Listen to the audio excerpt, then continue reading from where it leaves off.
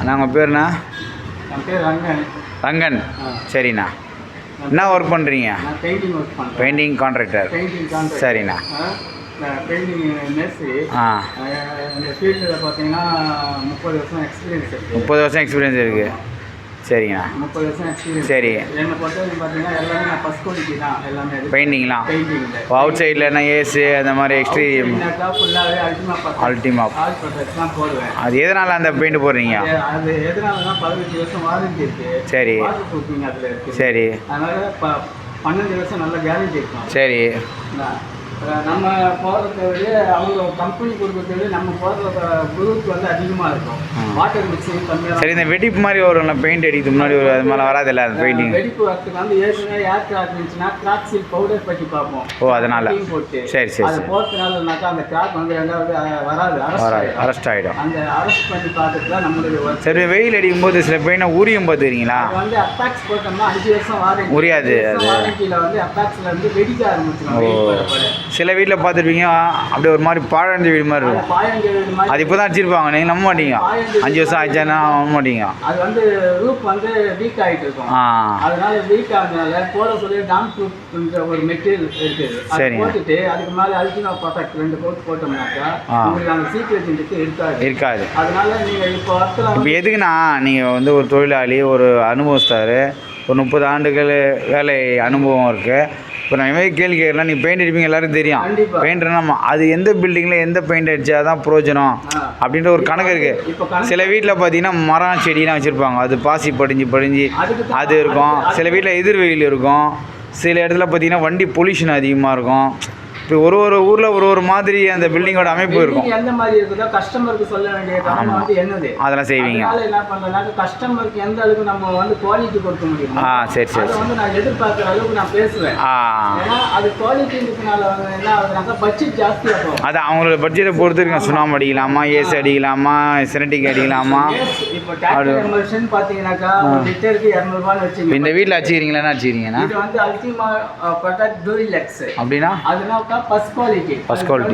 அது வந்து 15 years warranty. இந்த அரிசிக்கெல்லாம் நல்லா இருக்குது பார்க்குறது. 15 இயர்ஸ் புது வீடு மாதிரி ஆயிடுச்சு. நல்லா என்ன ஆகுதுனாக்கா உங்களுக்கு சீப்பேஜ் இருக்காது. ஃபுல்லாகவே டாம் ப்ரூஃப் போட்டு தான் வச்சிருக்கேன். டாம் ப்ரூஃபில் வந்து லீக்கேஜ் ஆகி மிக்சிங் பண்ணி போட்டு அடிச்சு கொடுத்துருக்கேன். இப்போ இந்த வார்னிஷ்லாம் பார்ப்பீங்களா? பக்காவாக பண்ணுவேன். வார்னிஷில் எல்லா மாடல் படாக்கு மரம் இருக்கும், தேக்கு மரம் இருக்கும், காட்டு மரம் இருக்கும். எல்லா மரத்தையும் தேய்ச்சிருக்கீங்க. அது லெவல் கொண்டு வந்துருக்கீங்க. இப்போ ரெட்டு விட்டு மாதிரி ஓக்கு மாதிரிலாம் பண்ணுவீங்க. ஓக்கு மரம் நல்லா இருக்கும். எல்லாம் பண்ணிடுவீங்க. பண்ணி தருவீங்க. கிரில் நல்லா பண்ணிட்டீங்க. இதான் அவங்க ஒர்க்கு இது பாருங்கள். நல்லா பண்ணியிருக்காங்க. அதுக்கப்புறம் அந்த கலர்லாம் இருக்கும்.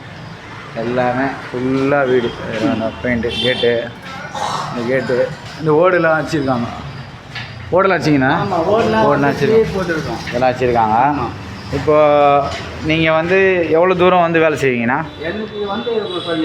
உங்கள் எல்லை எவ்வளோ தூரம்? தமிழ்நாடா, காஷ்மீரா, இதுவா, அந்தமானா? இல்லை, எங்கள் நண்பர்லாம் அந்தமான்லாம் போய்ட்டு வந்துடுறாங்க கப்பலில். எனக்கு கூட வாய்ப்பு வந்தது. ஸோ தப்பு இல்லை. ஒரு உங்கள் இப்போ நாங்கள் மதுரைக்கு போயிருக்கோம், நாகர்கோவில் போயிருக்கோம். இப்போ ஏலகிரி மலையில் அதிலே போய்ட்டு ஒரு போட்டிருக்கோம். ஏன்னா எதுக்காக சொல்ல வரேன்னா, இப்போ நான் உங்களோட நண்பர் ஒரு வீடு என்ன பண்ணி கொடுத்தீங்க சென்னையில். நான் ஒரு ஊர் எங்கள் ஊர் சொந்த ஊர் திருநெல்வேலின்னு வச்சுக்கோங்க. திருநெல்வேலி நான் வீடு கட்டுவேன். உங்கள் மேலே எனக்கு ரொம்ப பாசம். நீங்கள் வந்து நல்லா செஞ்சு தருவீங்க. ஒன்று நாங்கள் வர சொல்லுவோம். இப்போ என் ஃப்ரெண்டெல்லாம் இப்போ ராமநாதபுரம் போயிருக்காரு. ராமநாதபுரத்தில் போயிட்டு ஒரு போட்டுருக்காரு. இப்போ நான் அங்கே போய் ஒரு ஒர்க் பண்ணேனாக்கா அங்கே ஒரு 4 பேர் பார்த்து சரி சரி நம்ம ஒர்க் வந்து பெருகணும். Okay okay. ஆமாம், முடியக்கூடாது. ஒரே இதில் கூடாது. இப்போ இந்த பெயிண்டிங் மட்டும் தான் பண்ணீங்க. வைண்டிங், வார்னிஷு, லீக்கேஜ் பண்ணுவீங்களா? லீக்கேஜ் ஓடுலாம் ஒழுகுமா? லீக்கேஜ்னா வீட்டுக்குள்ளே செவர்லாம் வழிஞ்சிடும். அதெல்லாம் லீக்கேஜ் பண்ணிடுவோம். லீக்கேஜ் எப்படி வந்து உடச்சிட்டு பூசிங்களா? பில்டிங்கில் இந்த ஓரம்லாம் ஒழுகும்ல.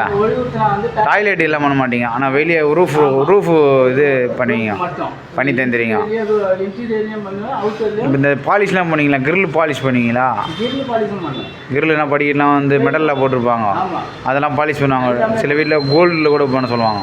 கோல்டு கலரில் பண்ணுவாங்க. ஒரு பெரிய பங்களா வீட்டில் வந்து பண்ணாங்க எப்படி விரும்புகிறாங்களோ எல்லாம் பண்ணி தருவீங்க. அதுக்கேற்ற மாதிரி சரி, இப்போ இந்த காசு விஷயத்தில் கரெக்டாக இருப்பீங்களா? ஆமாம். இல்லை காசை வாங்கின்னு வர மாட்டாங்க நிறைய பெயிண்டர் எல்லாம் நம்ம வந்து சின்ன ஞாயிற்றுக்கிழமை செட்டில் ஆகிடுறாங்க, ஞாயிற்றுக்கிழமை செட்டில் ஆகிடுறாங்க.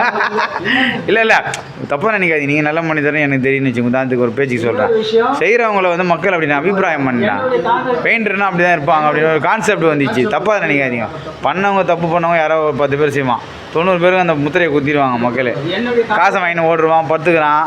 என்னுடைய கான்ட்ராக்டை பொறுத்த வரைக்கும் வேலையை வந்து பார்த்துட்டு அவன் சொல்லிட்டு போயிடுவேன். சரி, வேலையை ஸ்டார்ட் பண்றோம் பாத்தீங்களா? சரி. அப்போ வந்து மெட்டீரியல் வாங்குறதுக்கு தான் நான் வந்து பேமெண்ட் வாங்குவேன். சரி, சரி. முன்னாடி அட்வான்ஸ் வாங்குறது அதெல்லாம் இல்லை.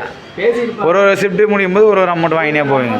சரி சரி, அந்த மாதிரி அது மாதிரி இருந்தால் பரவாயில்ல. போய் இப்போ ஒரு 10,000 வேலை செஞ்சால் ஒரு 9,000 வாங்கினாலும் பரவாயில்ல. 1000 வச்சுக்கிட்டா பரவாயில்ல. அப்போ பரவாயில்ல, கஸ்டமருக்கு சந்தோஷமாக இருக்கும். ஏன்னா ஏன்னா இது நல்லா ஒன்று புரிஞ்சுங்க. நம்ம தொழில் செய்கிறோம், அவங்க நம்மளோட பெரிய பணக்கார கூட இருப்பாங்க, அது பிரச்சனை இல்லை. அவன் நம்ம 10,000 அவங்களுக்கு போனால் கூட அவங்களுக்கு நஷ்டம் ஆக போகுது. ஆனால் அந்த மனம் உழைச்சிட்டு வரும். இப்படி வேண்டாம் அடுத்தபடி வேலைக்கு கூடும்போது யாரும் தரமாட்டாங்க காசு.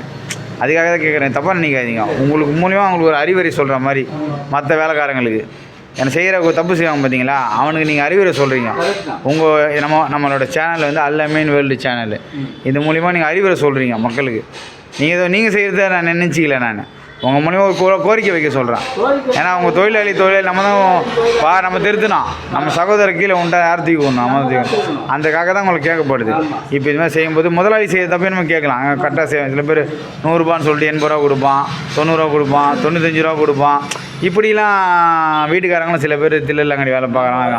அதுவும் தப்பு தான், இதுவும் தப்பு தான், அதுவும் தப்பு தான். 2 பேரும் கரெக்டாக நடந்துங்கன்னா சமுதாயத்தில் நல்ல ஒரு வியாபாரம் நடக்கும். நல்லபடியாக அவங்களுக்கு நம்ம அதே மாதிரி நம்மளுக்கு ரேட்டு படினா வேலை எடுக்க மாட்டேன். அதான் கரெக்டு. ரேட்டு படினா வேலை எடுக்க மாட்டேன். நான் பேசிட்டு போயிடுவேன். கொடுக்காத சரி சரி சரி. அந்த மாதிரி இவங்களாம் இந்த வீடை பொறுத்த வரைக்கும் பார்த்தீங்கன்னா கடையில் என்ன எனக்கு ரெக்கமெண்டேஷன் அப்படி என்ன அவங்க பெயிண்டிங் கடை? ஆமாம், பெயிண்டிங் கடை. எந்த ஏரியா கடை உங்களுக்கு? பல்லாவரத்துலேருந்து நீங்கள் ரெக்கமெண்டேஷன் பண்ணி கோட்டூர்புரத்தில் வந்து வேலை செஞ்சுருக்கீங்க. சரி சரி. அவர் ரெக்கமெண்ட் பண்ணி அவர் வந்து அந்த கடை பேர் கேஎஸ் கம்பெனி, பல்லாவரம் மெயின் ரோட்டில் இருக்குதா? கேஎஸ்ஐஸ். ஓகேண்ணா. அதனால அவர் வந்து எனக்கு வந்து எப்படி ஒரு 50-60 வேலை கொடுத்துருக்காரு. நமக்கு குவாலிட்டி நம்ம கொடுக்கறதுனால வேற யாரும் ரெக்கமெண்ட் பண்ண மாட்டாரு. சரிண்ணா சரி. வீட்டை போனால் நியாயமா இருக்கும், கரெக்டாக பண்ணி தருவாரு கஸ்டமர் கிட்ட அப்படின்ற பேர் இருக்கும். சரிண்ணா, இப்போ எல்லாம் முடிச்சிட்டிங்க. இப்போ வியாபாரம் முடிஞ்சிச்சு. ஒரு ஸ்டெப் பை ஸ்டெப்பாக தான் ரேட்டு வாங்குவீங்க. கடைசியில் ஒரு பேமெண்ட் முடிஞ்சோன்னு இன்னைக்கு முடிக்க போகிறீங்க இந்த வீட்டுக்கு. கடைசியில் உங்கள் பேமெண்ட் வாங்கிட்டு போயிட்டீங்க. ஆனால் வெளியில் சொதப்பட மாட்டீங்க. உங்களால் எவ்வளோ கெப்பாசிட்டி செஞ்சு தர முடியும்? 10 பேர், 20 பேர், 50 பேர் இறக்க முடியும்.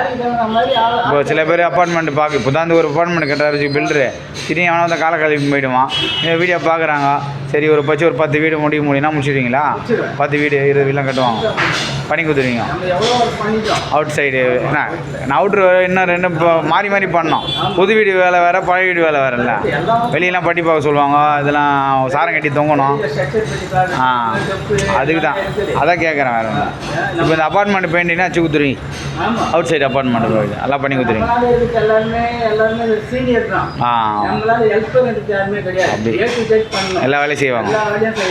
எல்லா மெஷின் வச்சுருக்கீங்களா? ஸ்ப்ரே மிஷின் எல்லாம் வச்சுருக்கீங்க. சரிண்ணா, இப்போ உங்கள் பேர் என்னண்ணா? என் பேர் என் ரங்கன். ரங்கன். ஆமாம். என்னுடைய மொபைல் நம்பர் 97 90 87 30 51. இன்னொரு அடி சொல்லுங்கள். 9790 8730 51. இந்த நம்பருக்கு நீங்கள் அழைப்பு கொடுக்கலாம். உங்களோட ஊர் எந்த ஊர்? என்னுடைய ஊர் வந்து பல்லாவரம் தான். இப்போ பல்லாவரத்தில் இல்லை, இப்போ வந்து பார்த்தீங்கன்னா படாலம் கூற்றோர். அது உள்ள வந்து செங்கல்பட்டு மாவட்டம் படாலம் கூற்றோர் கோயில் கிராமம். புலிக்கல் கிராமம். அது புலிக்கல் புலிப்பிற கோயில் கிராமம். சரி சரி சரி. அங்கதான் நான் வசிக்கிறேன். சரி சரி. அங்கே போயிட்டேன். பசங்களாம் காலேஜ் அங்கேயே படிக்கிறாங்க. சென்னைக்கு வந்துடுறீங்க, தங்கி கூட வேலை செய்வீங்க. ஓகே. ஆள் வச்சுருக்கீங்க. உங்களோட வாழ்க்கை சிறப்பாக இருக்கட்டும். மேலும் நீங்கள் உயர்ந்து பெரிய லெவலில் போனால் நம்ம வாழ்த்துக்கள் தெரிவிச்சுக்கிறோம். ரெண்டாவது நல்ல மீன் வேர்ல்டு சேனலை சப்ஸ்கிரைப் பண்ணுங்கள், லைக் பண்ணுங்கள், ஷேர் பண்ணுவோம். எல்லா தொழிலாளிக்கும் நம்ம இதை பயன்படுத்துறதுக்கு நம்ம இதை முயற்சி பண்ணி இதை கொண்டு போய் சேர்க்குறோம். மக்களும் பயனடினா நல்ல தொழிலாளிக்கு நல்ல முதலாளி கிடைக்க மாட்றாங்க, நல்ல முதலாளிக்கு நல்ல தொழிலாளி கிடைக்க மாட்றாங்க. இதை நம்ம தீர்க்க முடியாது தான் அது, ஆனால் முயற்சி எடுக்கலாம். அந்த முயற்சி தான் நம்ம செய்கிறோம். இப்போ நல்ல தொழிலாளிக்கு நல்ல முதலாளி உருவாக்குறோம், நல்ல முதலாளிக்கு நல்ல தொழிலாளி உருவாக்குறோம் அப்படின்ற முயற்சியை நம்ம எடுத்திருக்கோம். அது நிறைவேறுமாறத ஆண்டவனோட செயல், நம்ம முயற்சி செய்கிறோம். அவள் தான். சரிங்களாண்ணா? இந்த கடையிலேருந்து நான் ரெக்கமெண்ட் பண்ணலாம். அந்த கடையில் வந்து மெட்டீரியல் வந்து 15 இயர்ஸாக வாங்கிட்டு இருக்கேன். சரி சரி சரி. அந்த கடையில் அவன் நம்பிக்கை இருக்குது. ஓனர்கிட்டே பேசியிருக்கேன். இன்னொன்று மெட்டீரியலில் கமிஷன் வச்சு வாங்குற பழக்கமும் அது கிடையாது. அதுவும் கிடையாது. எனக்கு ஹோல்சேல் ரேட் என்ன தரீங்க, என்னுடைய கஸ்டமர் என் பேரை நம்பி சொன்னால் அப்படியே இப்போ ஒரு மெட்டீரியல் வந்து 1000 ரூபாய் மார்ஜின் போட்டிருப்பாங்க, எம்ஆர்பி. அவங்க 850 ரூபா 875 ரூபா விற்பாங்க. அந்த ரேட்டை வாங்கி கொடுத்துருவீங்க, வாங்கி தருவீங்க. அந்த எம்ஆர்பியோட கம்மி பண்ணி கொடுத்துருவோம். அந்த மாதிரி உங்களுக்கு கம்பெனி வாங்கி உங்கள் மக்களுக்கு சலுகை பண்ணி தர முடியும். கவனிக்கக்கூடியவங்களுக்கு இது ஒரு பெரிய லாபம் தானே. ஒரு 10,000 ரூபானா 1000 ரூபா குறையும் உங்களுக்கு. இந்த 30 வருஷமா பிரேக்கே இல்லாமல் இருக்க ஆளு